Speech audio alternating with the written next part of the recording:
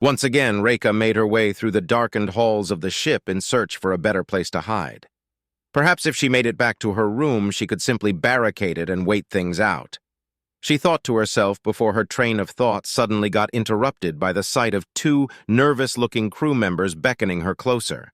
They were standing in the doorway of one of the operating rooms while fidgeting frantically. One of them was clearly dressed as a security officer, while she recalled that the other worked at the hydroponics bay. "Psst!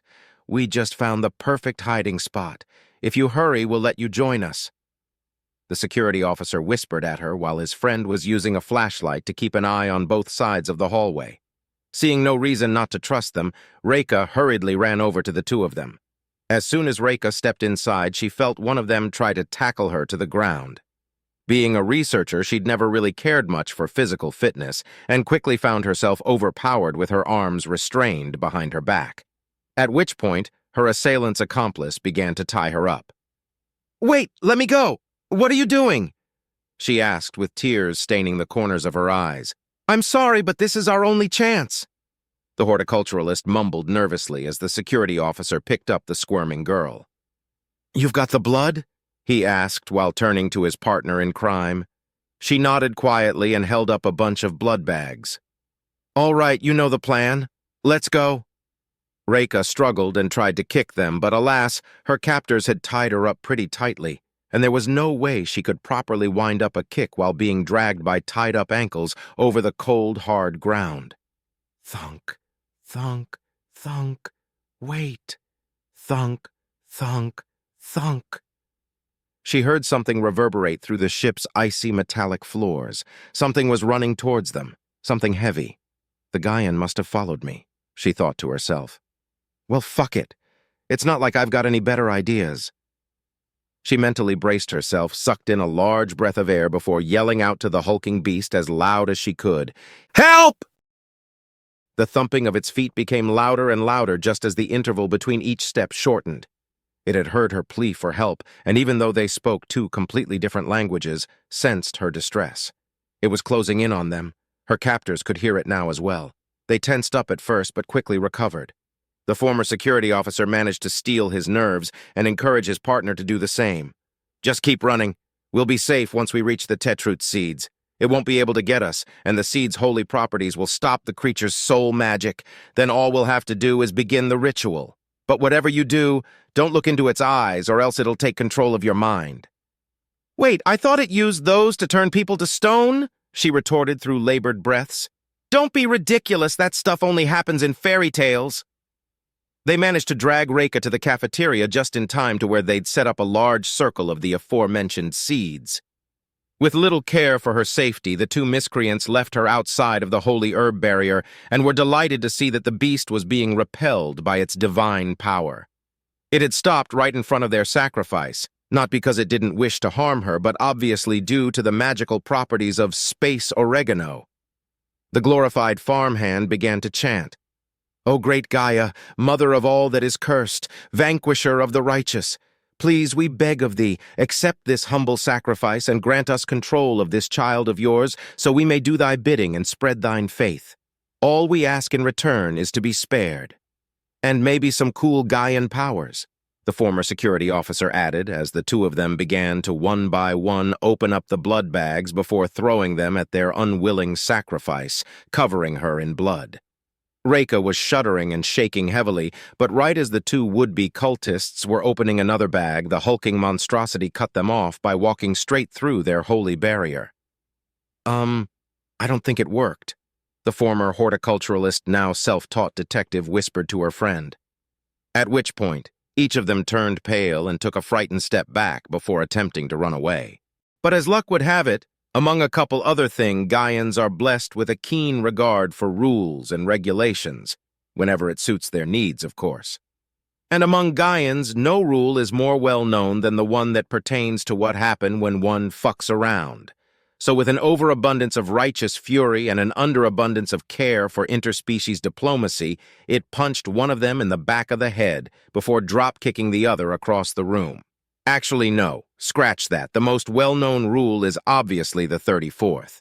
But after careful consideration and the sight of the three oddly proportioned Care Bears covered in what must have been liters of blood, he thought less of it. With the two would-be cultists taken care of and his adventurous spirit adequately dampened, the large armored alien took hold of a now drenched and shaking Reika before Princess carrying her to safety. Back on the bridge, the captain and his 20 bravest crew members were anxiously going through the ship's live security feed. On one hand, they were hoping that the Gaians wouldn't find and butcher too many of their colleagues, and on the other, they had to admit that they were kind of curious as to what these creatures looked and behaved like. Luckily, to their relief, it appeared that most encounters between Enowayan and cosmic horror ended without any bloodshed. Sometimes a Gaian would be seen hurriedly walking up to an Enowayan before frantically caressing the top of its fuzzy head, obviously in order to judge the quality of its fur and whether it could make a nice coat out of it. While other times a Gaian might let out some sort of loud war shriek before running away, no doubt to gather its packmates. Then again, perhaps its predator honor simply wouldn't accept an easy hunt. On other occasions, humans could be seen whipping out strange electronic devices before menacingly aiming them their mortified victims. We assumed that these were some kind of barbaric projectile launchers. But upon further inspection, it seemed that said devices were merely meant for visual research gathering. In other words, they were taking pictures, goddamn pictures. "What the hell world is wrong with these Gaians?" the captain bellowed. "What kind of trickery is his? Why do they keep toying with us? Are they going to kill us or what? Is this all just a game to them?" The same events kept repeating itself throughout the following hour. Gaians and Enowayans would encounter one another, shenanigans ensue, followed by the captain, and to a lesser extent the crew members who decided to follow him, getting more and more anxious at the cosmic horror's pacifistic charade. Even those who'd accepted their fate and walked up to the creatures, or God forbid fell to their knees in front of them, were spared, at times even given a head pat. Oh God, what if they're trying to invade our minds? What if they're waiting for the opportune time to strike? What if they're somehow slowly sucking out our souls simply by being on our ship? The Enowayans yelled in turn as they tried to figure out what the hell was going on. What if they're here to have their way with us and implant us with their eggs? One of the otherwise quiet engineers theorized a little bit too loudly, to which the rest of the crew took a generous step away from him, after which they glared at him judgingly. Of course, it didn't help our potential pervert's case that he seemed to have also forgotten to load his photon rifle. "Just a theory," Private Galluth mumbled quietly while dejectedly drooping his head and shoulders as an intense feeling of shame and regret washed over him. It seemed that for some strange reason, these Gaians were content with just observing and interacting with us, and upon satisfying whichever primal instinct had led them to such a puzzling course of action from what should have been a world-ending threat, they'd just leave, usually after excitedly jumping up and down while yelling something in their native tongue. While certainly odd, such behavior did not warrant any wild theories and outlandish speculation regarding the nature of these beings. Or at least it didn't, right until they saw one such monster saving their xenologist from two crazed cultists, carrying her to one of the bedded rooms in the medical ward and bandaging her cuts and bruises. "Don't be fooled, it must have somehow figured out we're watching it and is merely trying to lure us out," the captain said upon seeing some of his men's resolve falter. "But then what about the other ones? They haven't attacked anyone else either," one of the linguists exclaimed, to which some of his peers seemed to nod in agreement. "Wait a minute," the captain whispered. "That's it. Don't you see? That's it." "What's it, Captain? Did you just think of a way to get us out of this mess?" "Potentially, look, I know what I'm about to say will sound strange, but bear with me here. We have holy blood." Okay, I guess. And how'd you figure that?" "Think about it. Whenever they encounter us, they just can't seem to bring themselves to harm us. Obviously, they tried to, but something was stopping them. And then there was that xenologist, Rita, or whatever her name was. She was covered from head to toe in blood, and it basically treated her like a helpless newborn." "So, like our blood deters cosmic horrors?" one of the navigators asked. "Yes, and it charms them," the captain added proudly, to which, from the other side of the room, Private Galluth could be heard letting out an invigorated "yes," this time unbothered by the various glares of disgust aimed at him.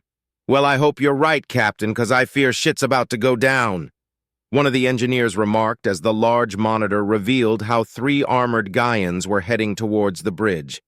Would you like for us to go and unbarricade the door so you can go and test out your theory? Maybe offer them some biscuits and tea? Screw that! Keep that door fucking shut! While the creature still gave her the creeps, Reika had to admit that after what had just happened, she'd be much more scared without her big armored protector. After it had bandaged her up, the two of them sat together in silence, staring at one another, as if mesmerized by each other's existence. This would not last long, of course, for not even a minute or so later they were suddenly caught off guard by a loud chime coming from the creature's wrist. Its head drooped as if saddened.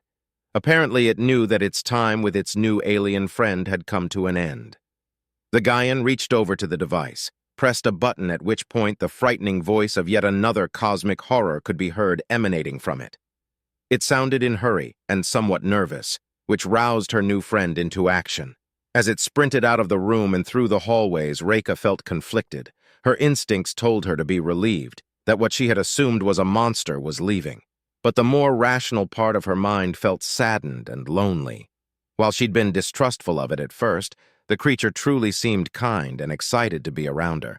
It hadn't shown the slightest bit of hostility, or well, it didn't right until those morons tried to kidnap her. Surely a truly wicked creature wouldn't be able to put up such a convincing performance without slipping up even once, right? The dark goddess was cunning, but surely not that patient. Ugh, screw it! She exclaimed with a loud, drawn-out sigh before heading off in the direction the creature had gone into.